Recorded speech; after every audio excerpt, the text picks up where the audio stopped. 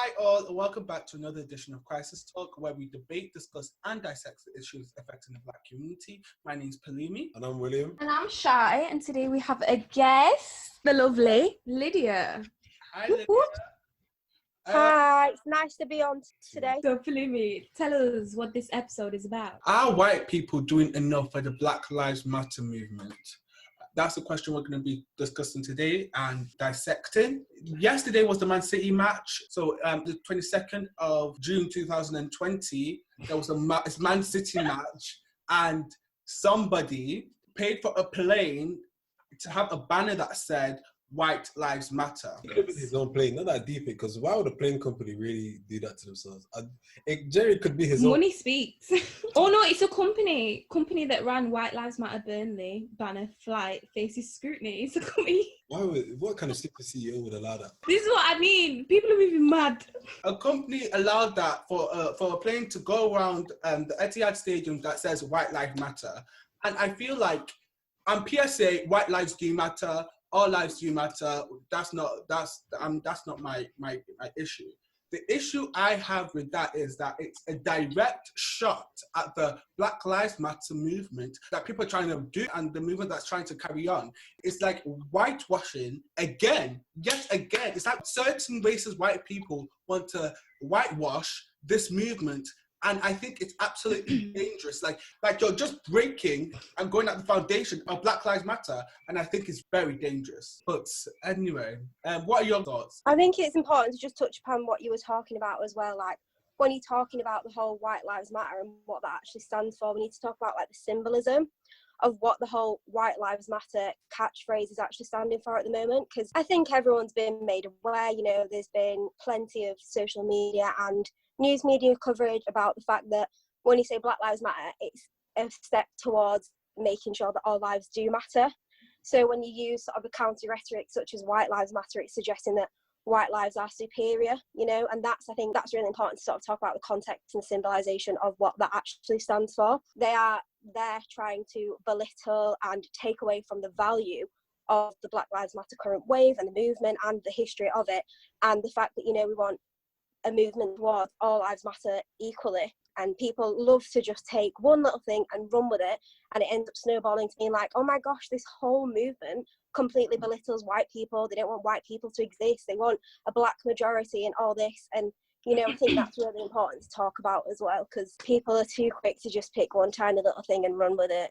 I think a part of it is a retaliation of this thing called white fragility, which I'm sure you guys are very knowledgeable on. He's like these sociology students. This was on their reading list. They feel guilty that black people have been done so dirty, but they kind of almost retaliating to kind of bring it back as in, oh, now you're doing us dirty, we're even. Exactly what it is. And also, like, people think that this means constant white guilt, like you should bow your head in shame when you walk in the street because your ancestors, they've done people dirty. But then there's also the sort of side of it where you want to sort of say, the whole point is we need to change this, we need a shift, we need a social, political one, we need to remove it, unsettle it from where it is bedded at the moment, and sort of say, right, let's fill that with something better. Let's talk about proportionality. Let's talk about not just diversity, but also representativeness, because people love throwing diversity in there and being like, yeah, but we're going to make it diverse. And it's like, what? So you're going to put fame in mediocre jobs and then walk away from the situation? Let's talk about representation, putting them in every, tier of role as well.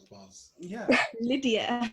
So guys, just so you're listening, and this is my guess. The thing that I want to say as well is, like, I don't even think that people saying White Lives Matter is a thing of their guilt. I feel like it's ignorance when black people want to assert themselves and say, I am here to stay, my life matters, I want the same treatment. It's kind of like your white privilege is confronted, so then you feel possessive over that and angry. I don't think it's a guilt thing. I genuinely think that they think that us saying Black Lives Matter is a direct assault on them. But then if that's how you think, then that's an issue, and that sounds really like a you problem. Like, someone's spending their money to put White Lives Matter over a stadium. Are you okay? Like, what's the problem that we need to resolve? What therapist do we need to get you to see? Because I don't understand why at any point, whenever black people speak and say their experiences, white people, and especially liberal feminists, loves to do it. They do it all the time. Like, black women, you're so beautiful.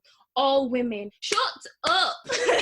when we assert ourselves, why is it a direct threat to you? And it's because of the thing that you don't want to acknowledge, which is white privilege. You don't want to speak about it. You act like it doesn't exist, but you also know when it's being taken away from you. So don't tell me you don't know what it is. Branch off after is liberal feminism, and I don't know if you're aware of who Dorothy Smith is. In a nutshell, basically has a theory that says there's a whole category of women, and because women have this experience, they have a privileged advantage point, which people have then displaced that and used it in, you know, race theory, ethnicity theory, and things like that. But the whole criticism of her work is claiming that there is this whole category woman and that the whole woman experience is the same. And that's another like link to exactly what you're talking about the fragility. It's like, yes, people are oppressed for different reasons. There are different social characteristics, categories, experiences, whether that be financial, sex, sexuality, gender, you name it, it exists. Age, you know, disability, it's there. But the whole point of talking about white privilege is that it is a racial advantage or an ethnic advantage. I don't want to use them two interchangeably, but obviously a lot of people, you know, are enjoying doing that at the moment. But when we're talking about and he's saying, you know, there is this advantage, and it's like, it's not belittling the fact that you are oppressed in terms of your sexuality or your disability. It's saying that you do not face an additional setback, an additional hurdle have to jump through, you know, and please and kiss the shoe off someone because of your skin colour as a physical indicator, or your name on a job application form, as you can see in like is it Wood et al. 2010, who talks about it, about job applications and how so that, you know, that additional barrier to stop you from even getting there in the first place and sort of starting that race, never mind that extra hurdle. And that's what a lot of people are sort of being like, hang on a minute, I've experienced depression, my life is hard. And it's like, no one's saying that your life isn't hard, no one's saying you haven't faced these hurdles. And like, people can be sympathetic, but then when you're turning around and saying to people, my life has been harder and it is because I'm white, that is wrong, that is false, that is a claim you cannot make. And yes, there are stereotypes of certain white groups, you know, there's like the white working class child female, you know, and all that. But then at the same time, once you remove that layer away of whiteness, what do you get? How every other person who BAME does experience life, they're automatically put in that category. So I think the one thing I want to say as well is in white people's reaction to Black Lives Matter, I think for me, that when you are doing what I think is the, not even the minimum, what I think people should be doing is, or what I think is the standard, is when you are ready as a white person to give up your privilege, when you're ready to not just give sympathy or not just give your support, but when you would fully lay down and give that shit away, then we can talk about you're doing enough for the Black Lives movement, for me. Because I think people play this line of, I'll support you, but then they're not really looking into how they are privileged and how, you know, the aspect of deconstructing the system of racism in every aspect of society also means that you're going to be equal now. Are you ready for that? Also, you white women shaving your heads, it's a weird flex. Sort it out. yeah, and the blackface thing, this is the perfect thing that we, like, you know, talking about the education of it, is that people are just so ready to be like, I stand, I support. And it's like, do they really? If you know, shaving your head and, you know, you then colouring yourself in with a Sharpie marker and being like, oh, look at me, I stand. It's no, that is not what it is. That is the problem. That is the issue. Told you to shave your head, like, just sign a freaking petition, maybe, not shave your head. We would rather you sign a petition. I think everything you guys are saying completely accurate. However, though, would you not agree there's still some kind of respect that they're given by trying to participate in the different forms of the activism? Now, I'm not talking about blackface and shaving the head and things like that. I'm talking about, you know, the black squares and the, you know, reposting things and the retweets and stuff. I think when we're talking about like appreciation and respect, a lot of people have been like, oh, I could lose followers for this. And at that point, I think we need to start realising that maybe it's not appreciation. It's actually, you know, the fact that they maybe only value it a little bit just to, you know, touch the tip of the iceberg rather than look at the whole picture. And I know people, like at the moment, everything's difficult. People don't have time to, you know, be going out on money to be going out and getting books and stuff. But there are so many resources and people are sharing these resources. And there's a lot of people who are still continuing doing things and saying things that are not either accurate or they portray the movement in specific ways. And like the example that loads of people have given is showing white privilege by saying, I don't agree with the looting, but yeah, it's sad that, you know, someone died and not doing it the other way around. I think that's also something like, it's difficult because you can't measure motivation. You're not inside someone's cognitive processes, but I don't think it's as good as some people make themselves out to be. I think for me, this is not even with the black screen thing. My issue with it wasn't even just white people, the black people too, because for me, posting a black screen was never what I was going to do. Like, if I'm going to post, and I saw a couple of people do the black screen, what I posted was, the black screen is not enough. That's what I posted. And then, you know, other people were posting the black screen and resources. There was so many people, black, whatever colour, posting the black screen, but nothing else. Yeah, what I do, I've thought about the black screen as well, is that, for example, Club Live in Manchester does not like black people. We all know it does not like black people. I've been twice and I was a bit like, am I gonna get in? I have a model friend from high school. My man has never been in. He's on billboards. He's never been let in to live. And guess what they did? They posted their black screen. And in the comments, people were saying, you have the audacity to do this. This is what I mean. It's performative activism. And a lot of people, this was my point, a lot of people are posting the black screen, I think, not because they want to do it, not because they feel solidarity with the movement or what the black screen was trying to do, but the fact that they feel pressure. I feel like, I definitely do agree with you that there are individuals who are moving like that. But I think we can't deny there's definitely a pressure to upload something, because everyone's going silence is violence. If you say nothing, you're complicit. If you're complicit, you're enabling.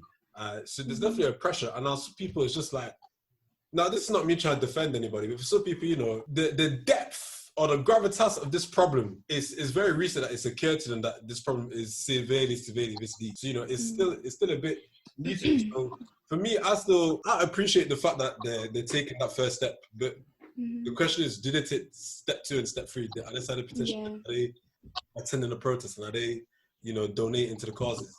Yeah. Black screen is not an issue for me. It's just, I know for a fact that obviously people like Liv have shown, I know that you're not standing for black people. So that's my criticism of the black screen. Like, you can't truly see, as Lydia said, you can't measure someone's motivations. You can't measure someone's heart behind the black screen. And also, like, when it comes to the black screen, I think that it was used as digital oppression. Yeah. Do you think someone was so crafty there, like, you know, I'm gonna pretend that they did. For those that didn't know, there was 2 versions of that Blackout Tuesday poster. Yeah. One of them was like, oh, we're gonna hashtag Blackout Tuesday. We're gonna it seemed like very sincere, so I could get behind that idea. They're like, we're not gonna post any of our usual content. It's just gonna be, you know, books, petitions, all this stuff. And the other one was like, we're not posting anything. Yeah. So that's what, and people saw the second one more, and that's what happened. It went to the Black Lives Matter hashtag, and it's dangerous, you know. It's like people don't understand the gravity of it. People use hashtags to understand where there's tear gas in that city. Like, that's how deep it is, the hashtags. People will be like, oh my gosh, like, I don't want to, oh my gosh, Meanwood Road, there's tear gas on Meanwood Road, and that's how you would know that place, don't go there. So doing stuff like that, I think it was purposeful. A vindictive person did that on purpose. Yeah, it was co-opted through that to change what was intended to be good. And then now, people have now decided to go against the Black Lives Matter movement hashtag by doing that. So digital oppression is a thing, because as long as there was racist people in any form of media, whether it be social media, TV, radio, whatever, the oppression can exist. And that was shown in the Blackout Tuesday. I would like to take 1 second, if that's okay. Now, I'm not here to, because I'm sometimes, you know, put in this coon category or this, you know, support white people category. I would call you a coon. But I would like to take 1 second just to say that, you know, there are some white people, such as yourself, Lydia, who are actually generally whose response has actually been adequate. Like, for me personally, I think, yo, you're doing the most, and I appreciate that. Thank you. Yeah. They're attending the protest, they're signing petitions. Yeah. They're generally educating themselves. They're anti-racist. Like, but let's not clap for the bare minimum. They're supposed to be doing that also. Like, I love Lydia, she's my G, but I'm not clapping for you to be doing what I have to do because I'm black. Do you know what I mean? Yeah, exactly. I have the choice to opt in and opt out. Yeah, that's one of the reasons why we're having this conversation, though, isn't it? Like, because white people, non-black people have the privilege of just, if they want to, not being in Black Lives Matter, whereas black people also have that, but that is detrimental to you in a way. Exactly. And I keep going back to the fact that, like, people that are black, the fact that their mere existence, I got this from this woman, and she said their mere existence is a protest within the South, because of the historical facts and the systemic facts that have been used as oppression towards black people. So sometimes black people just living is them protesting against the system that wanted them to fail. And that's not to take away from the fact that that system was still in place, but black people still continuously succeeded. And that needs to be also said. That's why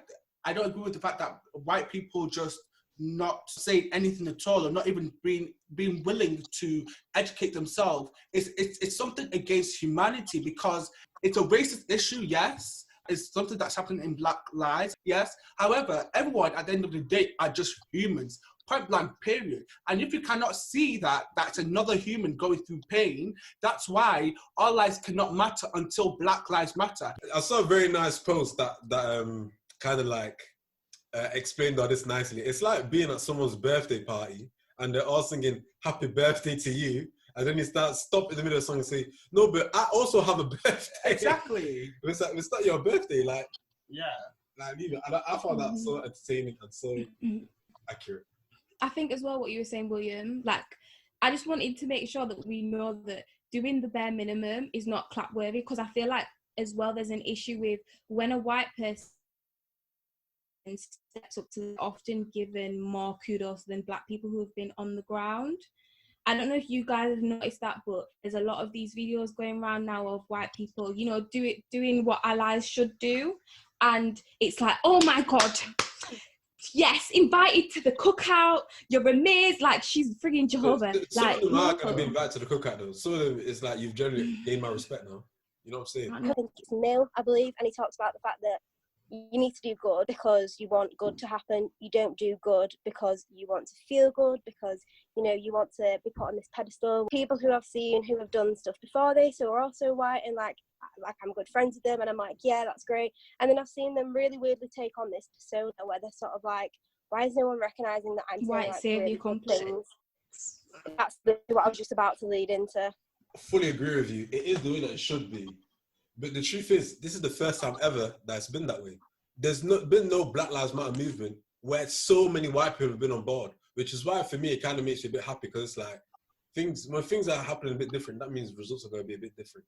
And you know, for me, maybe applaud is not necessarily the right way to look at it, but I definitely have an appreciation, because it's like it's a finally understanding there's a serious issue here, and you know, and this movement, I don't know, maybe my historical understanding here is a bit inaccurate, but there's been some very quick change that's occurred. You know, people have been getting arrested, certain laws have been being passed, statues are being thrown in rivers. You know, like there's been some decent things to come out of it, and it's just the beginning. Yeah, it feels a bit different. I don't know, 2016, I feel like I was still getting into my like understanding more about race, but it feels different to that time. It definitely does. And for me, that difference has come from how many people, non-black, educating themselves and finding out things. Like Black Wall Street, I properly looked into Black Wall Street like years ago, and I'm so glad that more and more people are like finding out about like just stories like that which have been buried. But I also, on the ally thing, I just wanted to say that the allies that you want are the allies that deserve the respect, are the ones that are never going to ask for a thank you, because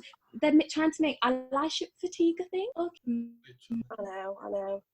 Like, to be fair, I was saying the other day to like my friend, I was saying like, I get so frustrated talking to these people on Facebook. I feel like I'm talking to a brick wall. And then I was like, and I feel like I don't have the right to be frustrated, because, you know, this doesn't actually directly impact me. And I'm just here, you know, saying my piece and then I'm like, oh, wait, should I really be talking? Should I be the one talking? There's also that to sort of cross. And it's a bit of a Pandora's box kind of thing going on. Like, where do you stop? Where do you start? Like, does what I have to say have much value on that, considering, like, I've not had that experience?